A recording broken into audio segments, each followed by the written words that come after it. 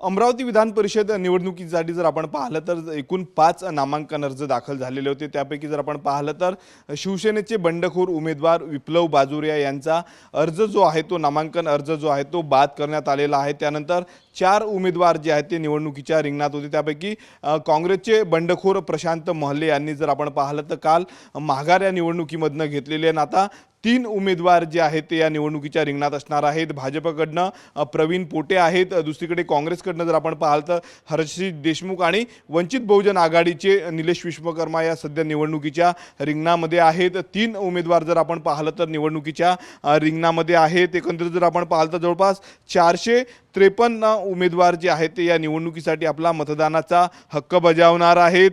जिल्ह्यामध्ये जर आपण पाहिलं तर 9 ठिकाणी जे आहे ते मतदान केंद्र असणार आहेत। निवडणुकीची पूर्ण तयारी झालेली आहे। आसपासनं जर आपण पाहिलं तर उमेदवारांच्या वतीनं जे आहे ते प्रचार केला जाणार आहे। दुसरीकडे जर आपण पाहिलं तर राजकीय नेत्यांच्या बैठकींना जो आहे तो वेग आलेला आहे। 2 दिवसांपूर्वी जर आपण पाहिलं तर काँग्रेसच्या नेत्या यशोमती ठाकूर यांनी जर आपण पाहिलं तर अमरावती विधान परिषद निवडणुकीसाठी जी आहे ती या ठिकाणी महत्त्वाची बैठक घेतली होती। कारण मागच्या निवडणुकीमध्ये जर आपण पाहिलं तर काँग्रेसची मतं मोठ्या प्रमाणावर फुटली होती। त्यामुळे या निवडणुकीत तसं होऊ नये आणि उमेदवाराला फटका बसू नये यासाठी जर आपण पाहिलं तर वरिष्ठ नेत्यांकडनं जे आहे ते अमरावतीमध्ये लक्ष घातल्याची माहिती जी आहे ती सूत्रांनी दिलेली आहे। जवळपास 117 मतांपैकी केवळ 17 मतं जी आहेत ती काँग्रेसच्या उमेदवाराला पडली होती। त्यामुळे जवळपास 100 मतं जी आहेत ती काँग्रेसच्या उमेदवाराची फुटलेली होती। त्यामुळे अशी परिस्थिती जी आहे ती या निवडणुकीमध्ये येऊ नये यासाठी जर आपण पाहिलं तर काँग्रेसच्या वतीनं बारकाईनं लक्ष जे आहे ते अमरावती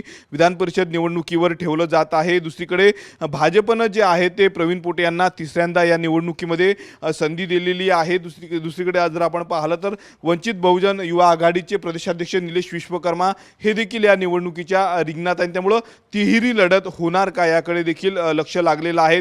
प्रवीण पोटे तिसऱ्यांदा विजयी होणार का हे देखील पाहणं महत्त्वाचं आहे।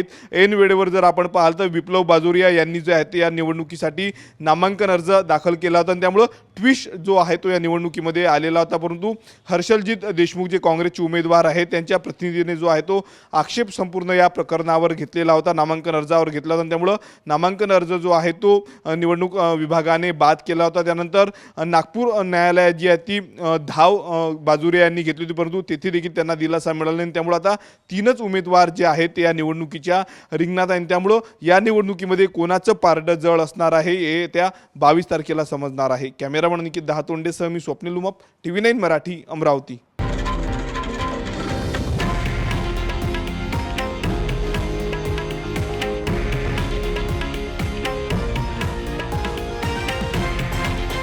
हे आहे देशातील नंबर 1 न्यूज नेटवर्क आणि आपण पाहत आहात TV9 मराठी, एकमेव।